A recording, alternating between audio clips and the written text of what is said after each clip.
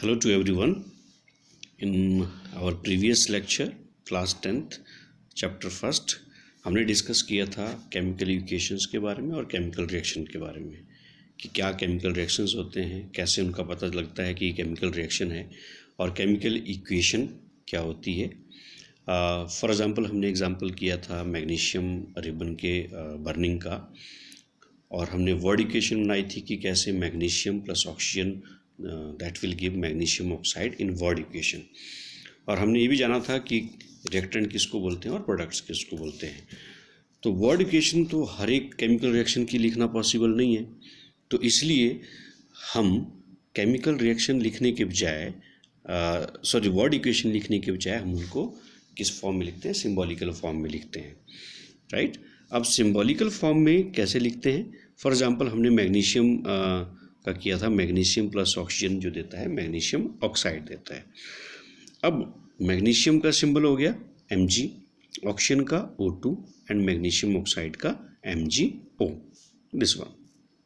So therefore जो word equation है उसको इस फॉर्म में लिखा जाए तो ये बन गई आपकी केमिकल इक्वेशन।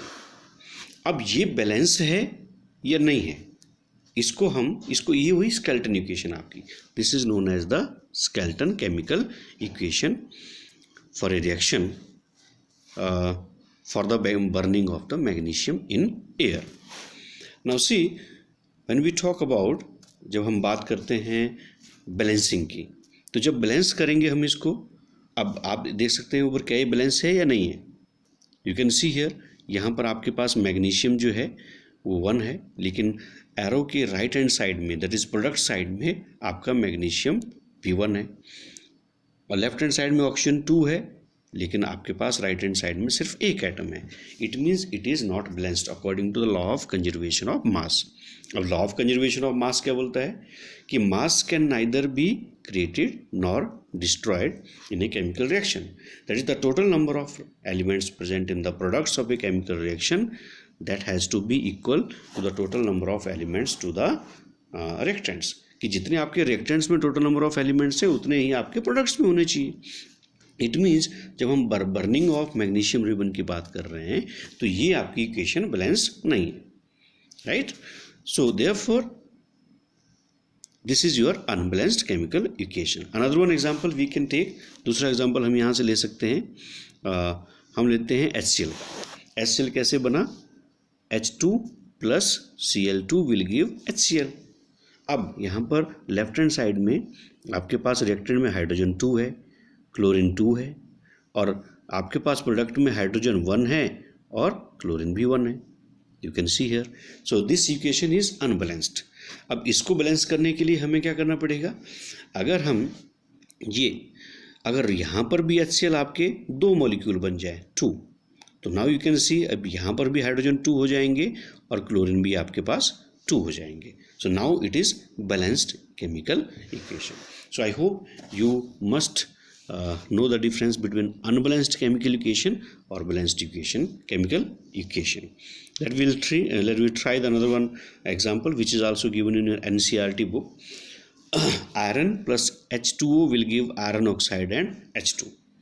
अब इसको हम बैलेंस करने की कोशिश करते हैं। नाउ अब ये बैलेंस्ड है कि अनबैलेंस्ड है, let be check first of all. अब यहाँ आयरन 1 है लेकिन यहाँ आयरन 3 है, इसी से पता लग जाता है कि ये आपकी बैलेंस नहीं है, ये दिस इज नॉट बैलेंस्ड। तो step wise process is there. तो स्टेप 1 क्या है, to balance a chemical equation first draw boxes around each formula. हम हर एक फॉर्मूला के अराउंड चारों ओर एक बॉक्स ड्रॉ कर देंगे like this one while balancing the equation. Okay, हमने बॉक्स ड्रॉ कर दिए। उसके बाद step 2, list the number of atoms of different elements present in the unbalanced equation. अब अनबैलेंस्ड इक्वेशन में जब हम देखते हैं, now see let we list the number of atom.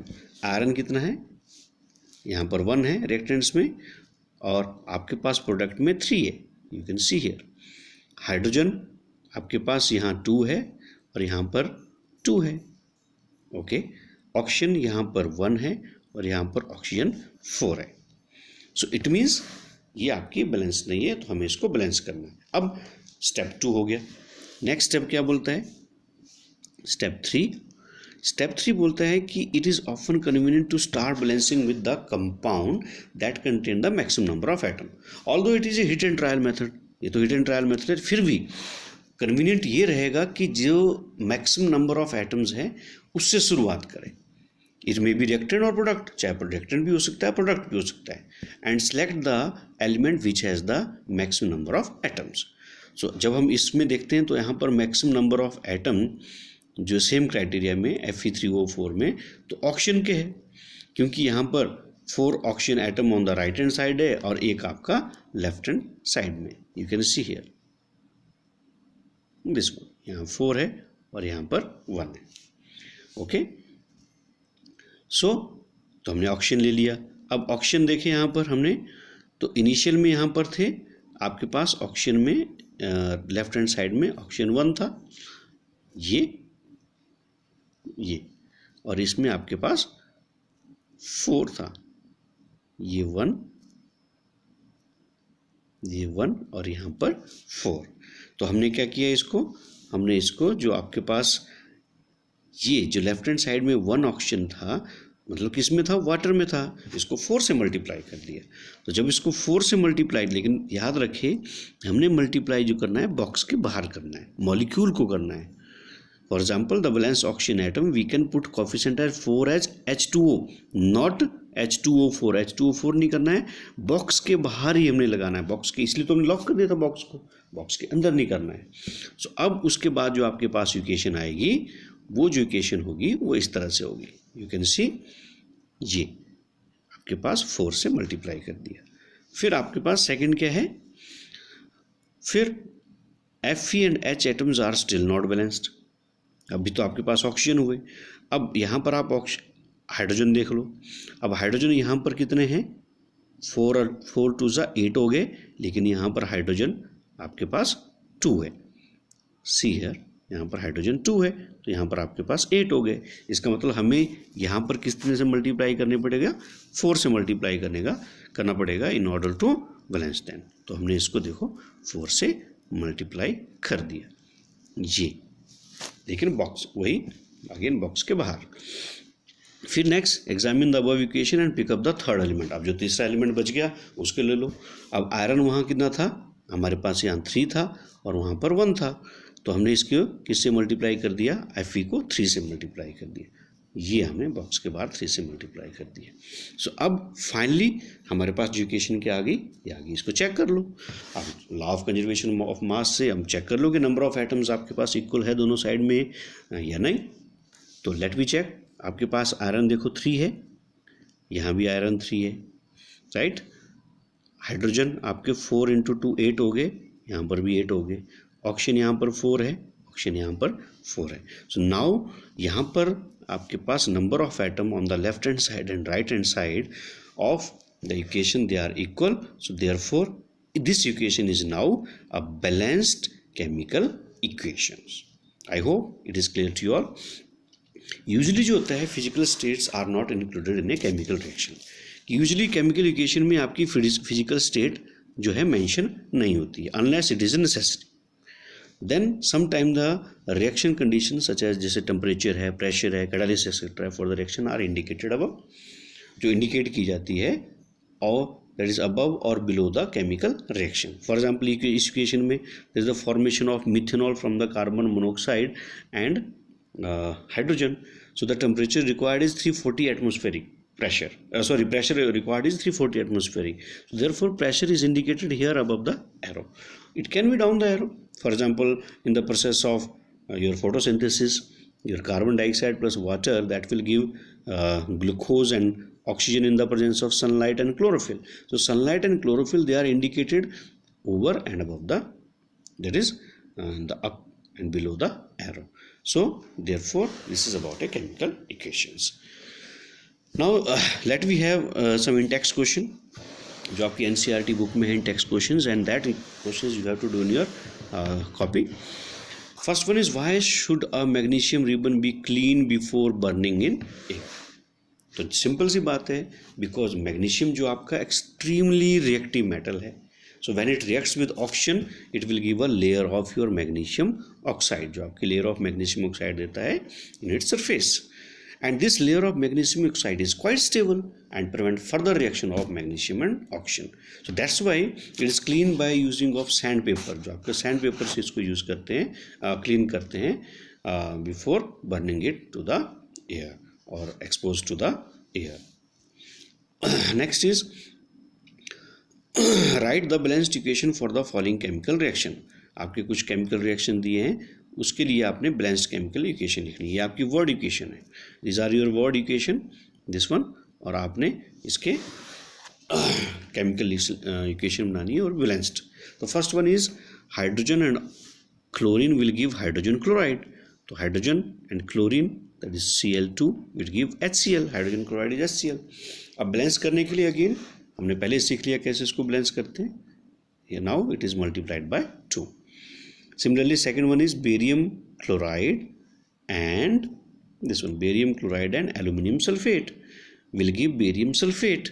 So what we did, हमने केमिकल फॉर्मूले लिख दिए, फिर हमने नंबर ऑफ एटम जो है लेफ्ट हैंड साइड और राइट हैंड साइड के मैच किए, काउंट किए उसी तरीके से, और फिर हिट एंड ट्रायल मेथड से इसको वैसे ही बैलेंस कर दें. जैसे बेरियम यहाँ पर 3, तो यहाँ पर ये बेरियम 3, क्लोरीन यहाँ पर 3 2 6, नाउ क्लोरीन Alt, तो आपके पास AlCl3 से 3 × 2 6 हो गए. उसी तरह आपके पास एल्यूमिनियम को भी बैलेंस कर दिया आपने, 2 2 हो गए, सल्फर को भी, ऑक्सीजन को भी, और साथ में इनकी आपने स्टेट भी लिख ली. जैसे ऊपर आपने गैसेस, हाइड्रोजन गैसेस स्टेट में, ये भी गैसेस स्टेट में, ये भी गैसेस स्टेट में है, उसी तरह आपकी इस तरह इनकी भी क्या लिख दी आपने, स्टेट जो है मेंशन कर दी. हमने स्टेट के बारे में पहले ही बता दिया था कि आपने स्टेट्स कब मेंशन करनी है. जैसे लिक्विड्स के लिए, गैसेस के लिए जी, आपके पास the gases, liquid, aqueous and solid state of the reactant and products are represented by notations. Gases के लिए G, लिक्विड्स के लिए ये L एंड सॉलिड्स के लिए S और एक्वस के लिए AQ. Aqueous means something dissolve in water. For example sodium chloride solution in water. Sodium chloride को हमने डिजॉल्व किया वाटर में, नमक को वाटर में डिजॉल्व किया, तो वो किस कैसे फॉर्म में आया, एक्वा सोल्यूशन में. जैसे वो सोल्यूशन हुआ एक्वा सोल्यूशन आपका. Similarly next, sodium chloride, sodium plus water will give sodium hydroxide plus hydrogen.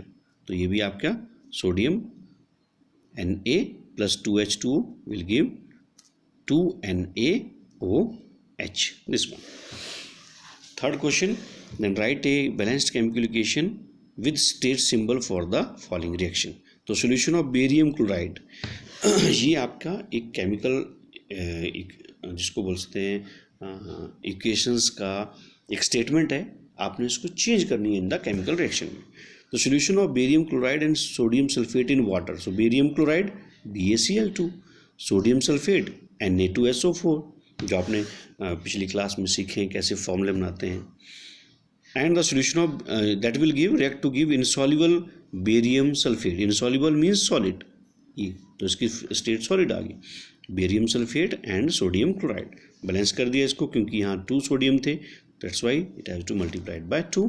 तो आपके क्लोरीन भी बैलेंस हो गए यहाँ से Cl2 के साथ, और now it is your balanced chemical equation. Similarly second क्या था, the second was that is sodium hydroxide solution in water. अब सोडियम हाइड्रोक्साइड सोल्यूशन वाटर में, it means it is in aqueous solution, it is the aqueous solution with hydrochloric acid solution in water. Again ये भी aqueous में आ गया, ये भी aqueous में आ गया.